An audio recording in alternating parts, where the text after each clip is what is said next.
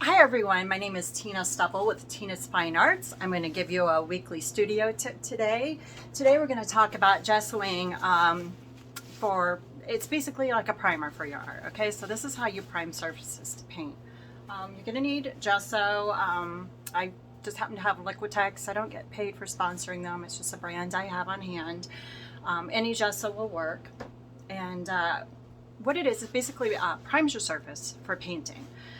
Especially with oil paints, you never want to go to a surface and paint without priming it first, okay? So I'm going to show you what we're going to do here. I have some hardboards I'm going to paint on. Figure out what I'm painting on them, but we're going to go ahead and gesso them. I'm going to show you how simple the process is. All right. If you get special brushes like this for gessoing, the larger brush will make it go much faster. Kind of turn my video down so I'm down here now. Okay, for me what I find is easiest, just get your bottle of gesso. I always like to shake everything, make sure it's nice and mixed. You'll get a feel for how much you need after you do this a time or two. It's pretty absorbent, so especially a new surface, and that's another reason for gessoing, because especially with oils, they will absorb into a surface so incredibly fast.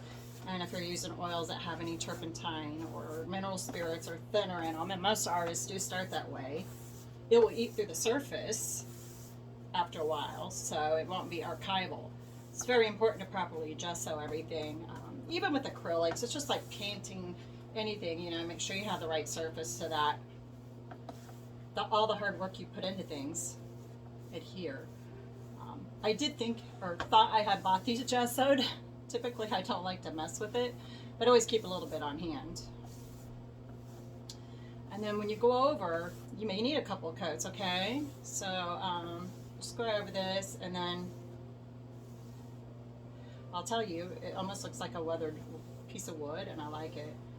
As you lay your brush down a little bit sideways, let me cover this first, you'll get rid of some of your streaks. Okay, so if it's streaking for you, you'll be able to smooth it. I kind of just a little less pressure, light pressure, and going over it sideways. And obviously you're going to need another coat or two. This may get by with one, so we'll see how it looks afterwards. If anything is too rough, you may want to sand it, but a little bit of texture or roughness on these boards will help, especially if you're painting with oil. It helps it adhere. Okay, so just don't worry too much. Your paints will probably cover it. All right, now we'll jump over to one I did a minute ago, and I didn't quite put this on as thick because I haven't gessoed anything in a while. And we'll hop over here and put a second coat on. Let's see how this looks, okay? This one may need 3 coats, I'm assuming. Let's see. Let's go to this one because this one's almost. So I want to show you. All right, so we got this one, but if you can see, it still has some lines and so forth in it, right? Here we are. Take it right here. A little bit more. Doesn't matter what direction to start out with, but I would probably go in the opposite direction just to give this some tooth. Tooth is what I'm trying to say. You need the grip, the tooth. You'll hear artists talk about tooth on the canvas. It needs a little tooth to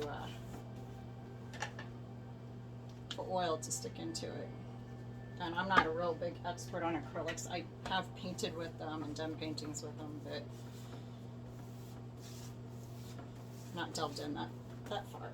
All right, here we go.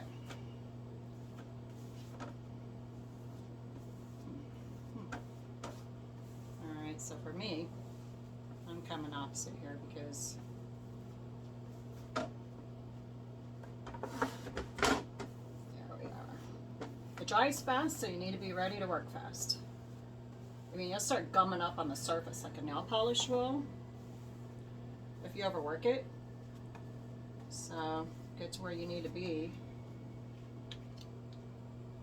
This just seems like it needs a pinch more right here.